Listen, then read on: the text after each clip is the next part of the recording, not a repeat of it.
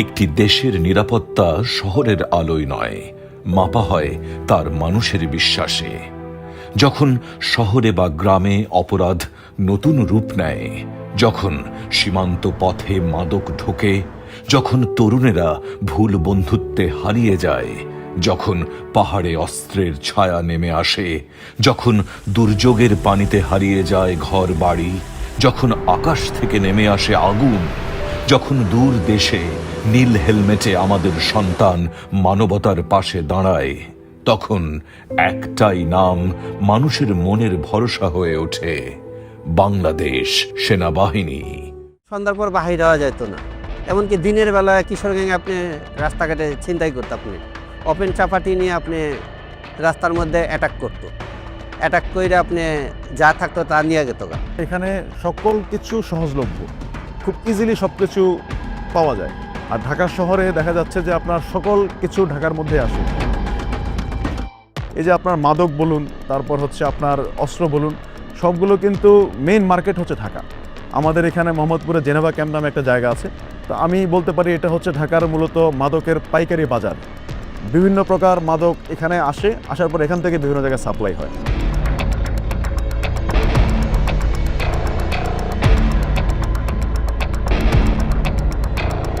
যেহেতু সব কিছু সহজলভ্য, খুব ইজিলি তারা ছোটোখাটো দেশীয় অস্ত্র বা দেশীয় বোম, যেটাকে আমরা ককটেল বোম বলি, যেটা দ্বারা বিভিন্ন সময়ে আপনারা ইদানিং শুনতে পেরেছেন যে হামলা হচ্ছে। কিছুদিন আগে আপনার মগবাজার ফ্লাইওভার থেকে একটা ককটেল বোম থ্রো করে একজন নিরীহ লোক মারা গেছে। এই বোমগুলো খুব ইজিলি এইসব জায়গায় তারা বানাতে পারে, বানিয়ে তারা বিভিন্ন জায়গায় সাপ্লাই দেয়।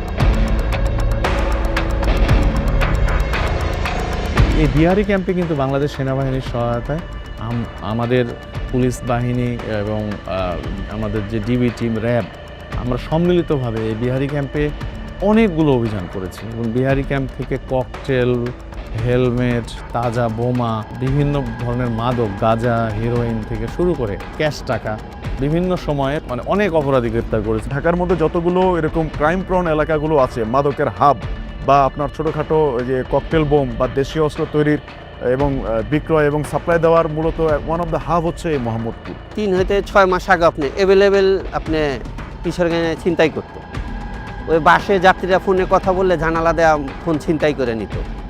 এবং দিনের বেলায় কেউ এটা পিক আপে করে মাল আনতো, কিশোরগঞ্জ লাভ দেয় পিক আপে চড়তো, চড়ার পর আপনি ওই নিচে ফেঁকে দিত, আরেকজনে নিয়ে দৌড়ায় যেত গা, কোনো সুরাহা পাওয়া যেত না। ভয়ে আতঙ্কে সবসময় আতঙ্কে থাকতে হতো। কোন এক সময় ছিল, এখন আমরা এটা কন্ট্রোল করতে পেরেছি। এই যে জায়গাগুলো থেকে বিভিন্ন জায়গায় সাপ্লাই হচ্ছে এবং তারা এই জায়গাগুলোতে বিভিন্ন জায়গায় গিয়ে তারা খুব ইজিলি আপনার, যেহেতু ঢাকা জনবসতিপূর্ণ এলাকা, অনেক লোক এখানে পড়ালেখা করতে আসে, চাকরি করতে আসে, ব্যবসা করতে আসে, এখানের সবাই কোনো না কোনো ভালোভাবে ইনকাম করার চেষ্টা করে। এই জায়গাগুলোতে তারা খুব ইজিলি লোকজনের উপর ভয়ভীতি প্রদর্শন করে তাদের কাছ থেকে সে চাঁদা আদায় বা ছিনতাই করে টাকা আদায় বা অন্যান্য সুবিধা তারা আদায় করতে পারে। আমরা যখন কোনো অভিযান করি, অভিযানের আগে আমরা একটি পরিকল্পনা করি। এই পরিকল্পনা মতে আমরা আমাদের একটা প্রোগ্রাম বানাই যে আমরা কোন কোন বিটে আমরা অভিযান করব, কোন বিটে কোন অফিসার থাকবে, তার সাথে আমাদের বাংলাদেশ সশস্ত্র বাহিনী অথবা সেনাবাহিনীর কারা থাকবে, এটি সিও মহোদয়ের সাথে আগের দিনই আমরা প্ল্যান করে আমরা প্রোগ্রাম বানাই, প্রোগ্রামটি ওনাদের কাছে পাঠিয়ে দিই। এই প্রোগ্রামটি দেখে ওনারা ওই সংশ্লিষ্ট বিটে ওনাদের মতো করে প্রোগ্রাম তৈরি করে আমাদেরকে ফোর্স এবং অফিসার দিয়ে সহায়তা করেন। সেনাবাহিনী আসার পর নিশ্চিন্তে আছি, আপনি কোনো টেনশন নাই, ভয় নাই। হ্যাঁ, ওনারা আপনি বিভিন্ন জায়গায় ব্রিফ করছে বা কিছু কিশোরগঞ্জে অ্যারেস্ট করছে, এখন কিছুটা শান্তিতে আছি। আমাদের সাধ্যমতো চেষ্টা করে যাচ্ছি যাতে আমাদের লোকজন একটু স্বাচ্ছন্দ্যে চলাচল করতে পারে এবং এই অপরাধ জগৎ থেকে একটু দূরে রাখতে পারে নিজেদেরকে। শহরে আস্থা যেমন জরুরি, পাহাড়ে তার প্রয়োজন আরো অনেক বেশি। পাহাড় নীরব কিন্তু কঠিন। এখানে প্রতিটি পদক্ষেপ কৌশল, ধৈর্য আর মানুষের প্রতি দায়িত্বের পরীক্ষা।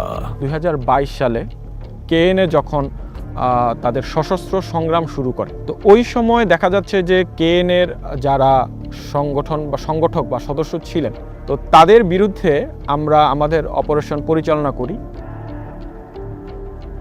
কেএনএর ঘটনা শুরু হওয়ার পরে অনেকেই ভয় পেয়ে পার্শ্ববর্তী আরও অন্যান্য জায়গায় এবং জঙ্গলে তারা পালিয়ে যায়। প্রায় আমাদের যেটাই এলাকায় যেটাই অভিযান কারণে ভয়ের আতঙ্কের বিষয়টা নিয়ে আমি বউ বাচ্চা ফ্যামিলি নিয়ে গেছিলাম।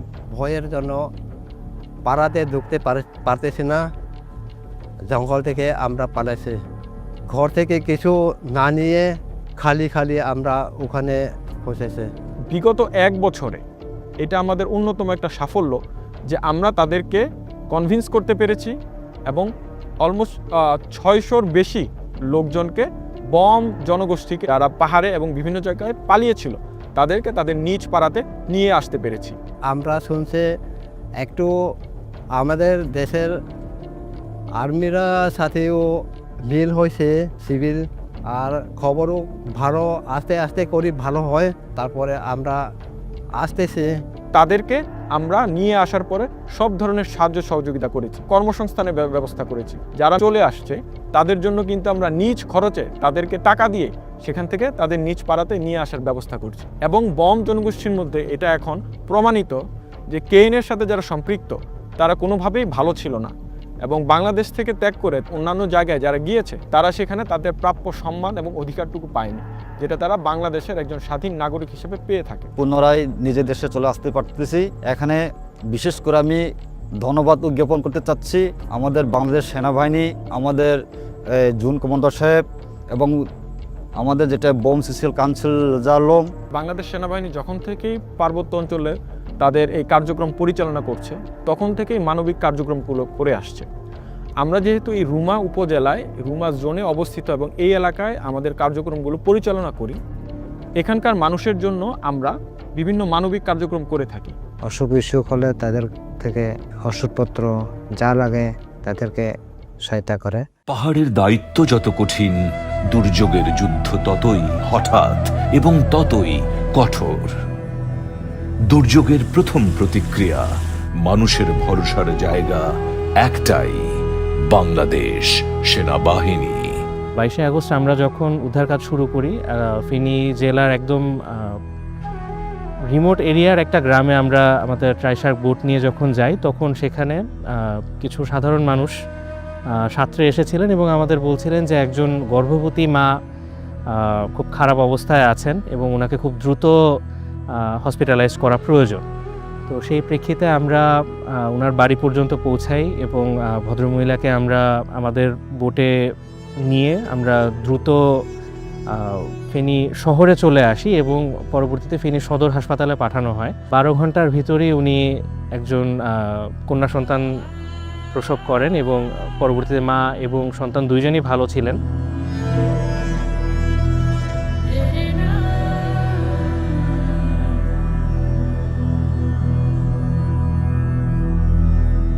আমরা যদি ওই অবস্থাতে বা ওই সময়টাতে ওনার কাজ পর্যন্ত পৌঁছাতে না পারতাম, সেক্ষেত্রে হয়তোবা যে পরিস্থিতি থেকে ওনাকে আমরা উদ্ধার করে নিয়ে এসেছিলাম, আশেপাশে যে পরিমাণ পানি ছিল সেখান থেকে হয়তোবা ওনাকে বা ওনার সন্তানকে রক্ষা করাটা খুব কঠিন হয়ে যেত।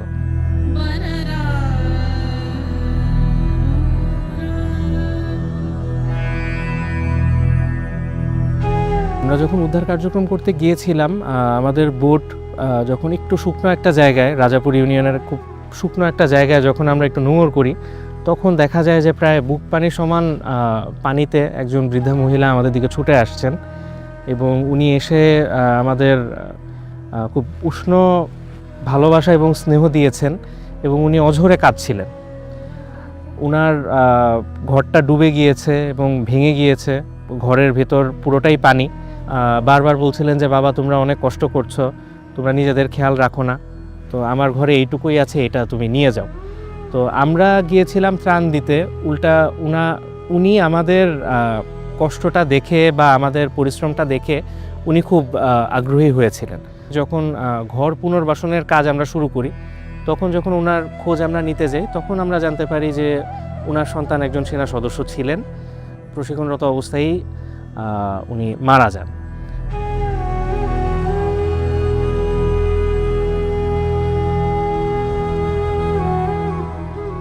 সৈনিকরা সকালবেলা বোট নিয়ে বের হয়ে গেছে ত্রাণ বিতরণ করার জন্য। সারাদিন নাওয়া খাওয়া কিছুই হয়নি। সকালে যে সৈনিকটা বের হয়ে গেছে সে ফিরে এসেছে বিকালবেলা। ওই সময় পর্যন্ত তার জন্য যে খাবারটা ছিল ওইটাও খুলে বসেছে মাত্র খাবে, এরকম সময় একজন তার কাছে এসেছে, এসে বলছে যে ভাই একটু পানি হবে।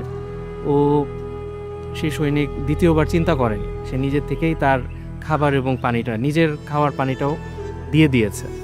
যেখানে সারা দিন সে কষ্ট করে গেছে, এই সব জায়গাগুলোতে যখন পরিস্থিতি যখন আসে, পরিস্থিতি আসলে মানুষকে আসলে বলে দিতে হয় না। আর আমরা যারা ইউনিফর্মে আছি, ইউনিফর্মের প্রতি আমাদের ভালোবাসাটা সবসময় থাকে, সবসময় আমরা প্রকাশ করতে পারি না। যখন এরকম একটা পরিস্থিতি চলে আসে তখন আমাদেরকে বলে দিতে হয় না, তখন দেখা যায় নিজের দায়িত্ব থেকেই, দেশপ্রেম থেকে এবং ইউনিফর্মের প্রতি ভালোবাসা থেকেই অনেক কিছু হয়ে যায়। উত্তরা একটি সাধারণ সকাল। হঠাৎ আকাশ ফুঁড়ে নেমে এলো আতঙ্ক। একটি স্কুল, শত শিশু, ভয়, বিশৃঙ্খলা।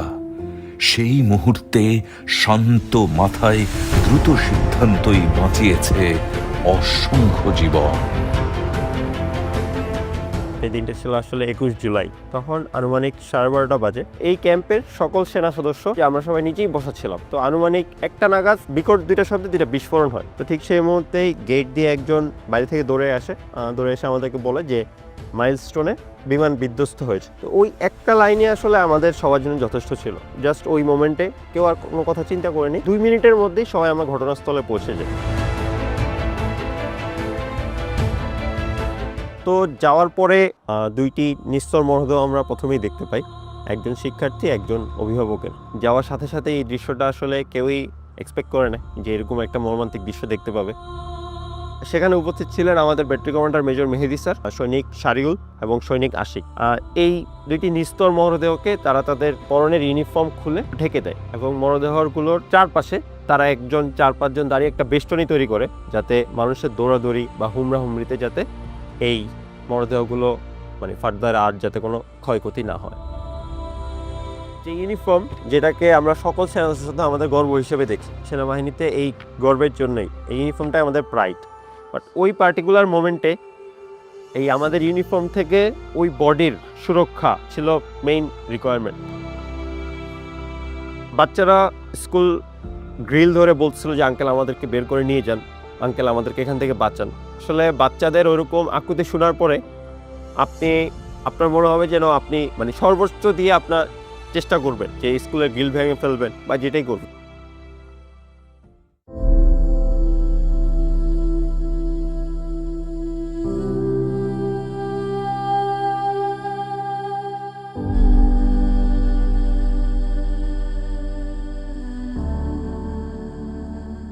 তো সেই ক্ষেত্রে আমরা কি করলাম, আমাদের যে অধিনায়ক ছিল তৎকালীন অধিনায়ক, ওনার নেতৃত্বে আমরা একটা পরিকল্পনা করি খুবই স্বল্প সময়ের মধ্যে।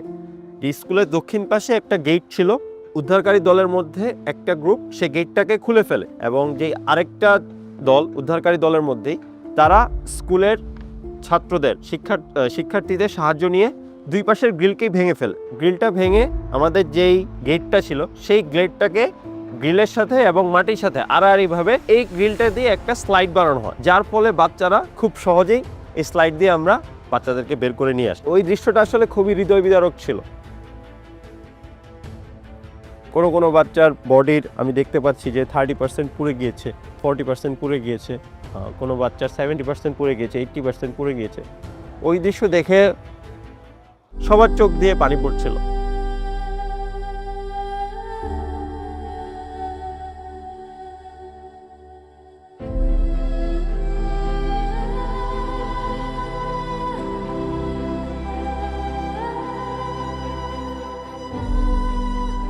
ওই দিন একজন বাচ্চাকে উদ্ধার করার পরে আমি তাকে বলছিলাম যে আঙ্কেল আমি তোমাকে অ্যাম্বুলেন্সে পৌঁছে দিচ্ছি। তো সেই শিক্ষার্থী বলছে আঙ্কেল আপনি প্লিজ আমাকে কোলে নেন, আমার মাথা ঘোরাচ্ছে, আমি কিছু দেখছি না। এই লাইনটা বলার পরে আমার চোখ দিয়ে আসলে অঝরে পানি চলে আসে। আমি সেই বাচ্চাটাকে, শিক্ষার্থীটাকে কোলে নেই, তাকে কোলে নিয়ে আমি অ্যাম্বুলেন্স পর্যন্ত পৌঁছে দিয়ে আসি। তার অ্যাম্বুলেন্সের যে দরজাটা সেটা বন্ধ হওয়া পর্যন্ত আমি ওয়েট করছিলাম। তো আমি তখনও কান্না করছিলাম। আমাদের একজন সেনা সদস্য সৈনিক শাকিল, সে সেই মুহূর্তে কোনো অ্যাম্বুলেন্স পাচ্ছিল না, সে একটা ভ্যান নিজে চালিয়ে একটি বাচ্চাকে হসপিটালে দিয়ে আসে। এই ঘটনা হয়তো সেই আগুনটা সেদিন নিভে গিয়েছিল ফায়ার সার্ভিসের দ্রুত চেষ্টায়, কিন্তু যেই সম্মানিত শিক্ষার্থীদেরকে আমরা আমাদের মধ্যে থেকে হারিয়েছি মাইলস্টোন স্কুলের সেই বিমান্তিক ঘটনায়, সেটা আসলে কোনোভাবেই ভোলার মতো নয়। তাদের সেই অভাব আসলে কোনোদিন পূরণ হবে না।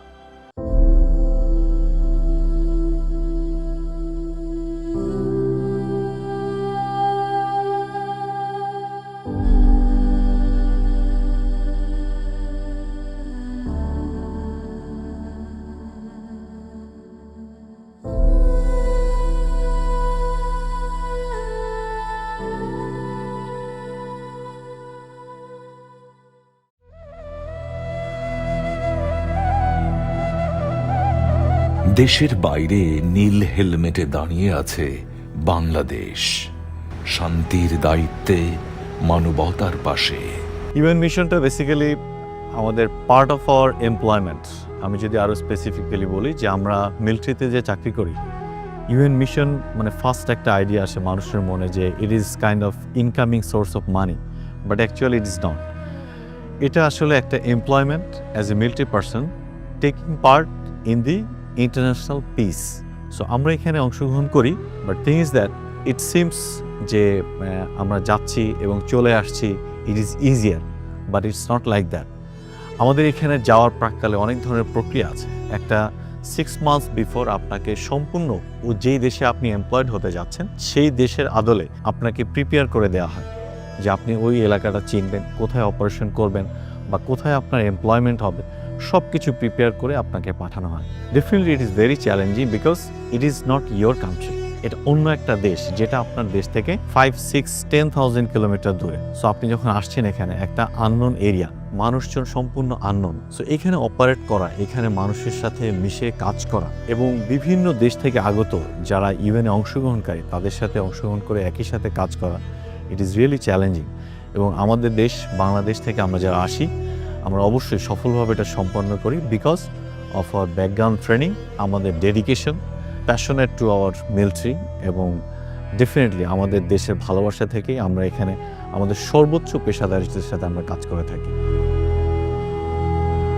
আমাদের অপারেশনে যেতে হতো 500-600 কিলোমিটার দূরে। সেক্টর ওয়েস্টে একটা গ্রামে এমগুইবুয়ার নামে একটা গ্রাম ছিল, সেই গ্রামে 25 থেকে 30 জন সন্ত্রাসী এই গ্রামের মানুষজনকে খুবই ডিস্টার্ব করছে, তাদের ফ্রিডম অফ মুভমেন্ট এখানে ব্যাহত হচ্ছে, বিভিন্নভাবে টর্চার করছে। সো আমাদের জন্য স্পেসিফিক টাস্ক ছিল যে ওই গ্রামে পৌঁছে ওই শত্রুদেরকে আইদার জীবিত ধরা অথবা ওদেরকে উচ্ছেদ করা। ওইখানকার রাস্তার যে কন্ডিশন সেই অনুযায়ী আমাদের 545 কিলোমিটার পৌঁছাতে সময় লেগেছিল 3 দিন, and we were totally sleepless, কেউ ঘুমাতে পারেনি, including my contingent commander if I can remember.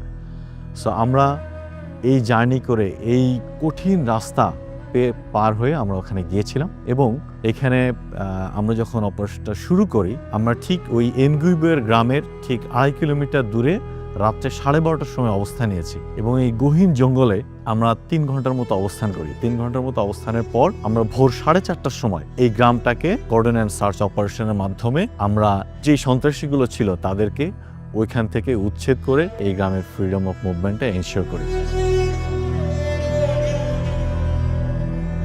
অপারেশনের পরপর আমরা যখন এই গ্রামে আমরা সবাই প্রবেশ করলাম, তারপরে আমরা যেটা দেখতে পেলাম গ্রামের মানুষ আমাদেরকে গাড়িটা আটকিয়ে দিয়েছে যে আপনারা এখান থেকে যেতে পারবেন না। তা আমরা তখন জিজ্ঞেস করলাম যে কেন, আমরা গেলে কি হবে? বললে না, তোমরা যদি চলে যাও তাহলে ওরা এসে আবার আমাদেরকে অত্যাচার করবে। So you stay back maybe for 1 to 3 months. We want even to be here and we want Bangladeshi to be here. তো পরে আমরা ওখানে বেশ কিছুক্ষণ অবস্থান করেছি, গ্রামের মানুষের সাথে কথা বলেছি, আমাদের নিজস্ব সাধ্য অনুযায়ী কিছু ট্রিটমেন্ট দিয়েছি, ওদের সাথে অনেকক্ষণ গল্প করেছি, ওদের যে ভিলেজ চিফ ছিল তাদের সাথে কথা বলেছি। ফাইনালি ওদেরকে আমরা কনভিন্স করেছি যে আমরা আশেপাশেই থাকবো এবং ব্যানব্যাট টেক ওভার করেছে এবং আমরা আবার চলে এসেছি। বাট ব্যানব্যাট টেক ওভার পরে ওই জায়গাটা তখন শান্তিপূর্ণ ছিল এবং অনেক দিন এই গ্রামবাসী শান্তিপূর্ণভাবে অবস্থান করেছে and they are very happy on Bangladeshi. বিশ্ব শান্তি রক্ষার মতো দেশের ভেতরে অর্থনীতির চাকা সচল রাখাও এক বড় যুদ্ধ। শিল্প খাত বাংলাদেশের অর্থনীতির প্রাণ। যখন অস্থিরতা থামিয়ে দেয় উৎপাদনের চাকা, শ্রমিক ও মালিকের মাঝে তৈরি হয় আস্থার সংকট, তখন সেনাবাহিনী দাঁড়ায় নিরাপত্তার ঢাল হয়ে। কারখানা সচল রাখা মানেই দেশের হৃদস্পন্দন সচল রাখা।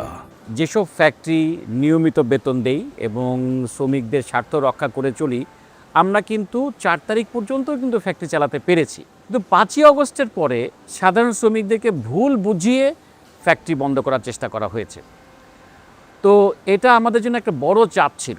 তো 5ই আগস্ট থেকেই কিন্তু সেনাবাহিনী চেষ্টা করেছে সর্বতোভাবে যেন ফ্যাক্টরিগুলোকে রক্ষা করা যায়। শুরু থেকে আমরা যে সকল প্রবলেম ফেস করেছি এগুলো বেসিক্যালি মাল্টি ডাইমেনশনাল থ্রেট ছিল। নির্দিষ্ট সময়ের ভেতরে শ্রমিকদের বেতন ভাতা দিতে না পারার কারণে যেসব বিশৃঙ্খলা তৈরি হয়েছে, পাশাপাশি টার্গেটেড ইনস্টিগেশন ছিল, সুযোগ সন্ধানী ব্যক্তিরা তাদের অন্যায্য দাবি আদায়েরও চেষ্টা করেছিল। এসব ক্ষেত্রে আমরা চেষ্টা করেছি তথ্য সংগ্রহ করে প্রতিরোধমূলক ব্যবস্থা গ্রহণ করতে। একই সাথে একটি ইন্ডাস্ট্রির সমস্যা যাতে পার্শ্ববর্তী কোনো ইন্ডাস্ট্রিকে কাজে বিঘ্ন না ঘটাতে পারে, আমরা সেই চেষ্টা করেছি। এবং একই সাথে যে কোনো বিশৃঙ্খলা নিয়ন্ত্রণে আমরা শিল্পাঞ্চল পুলিশ, বিজিএমইএ এবং শ্রম মন্ত্রণালয়ের সাথে সমন্বয় করে দায়িত্ব পালন করে আসছি।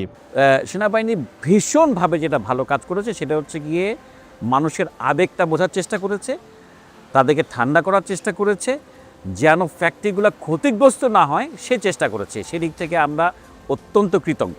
তাদের প্রত্যেক দায়িত্বই একটি শব্দে গাঁথা, ভরসা। অপরাধের অন্ধকারে, দুর্যোগের ধ্বংসস্তূপে, পাহাড়ের নিস্তব্ধতায়, বিশ্ব শান্তির মিশনে কিংবা অর্থনীতির চাকা সচল রাখতে মানুষ জানে তারা একা নয়। বাংলাদেশ সেনাবাহিনী এই জাতির ভরসার ঢাল।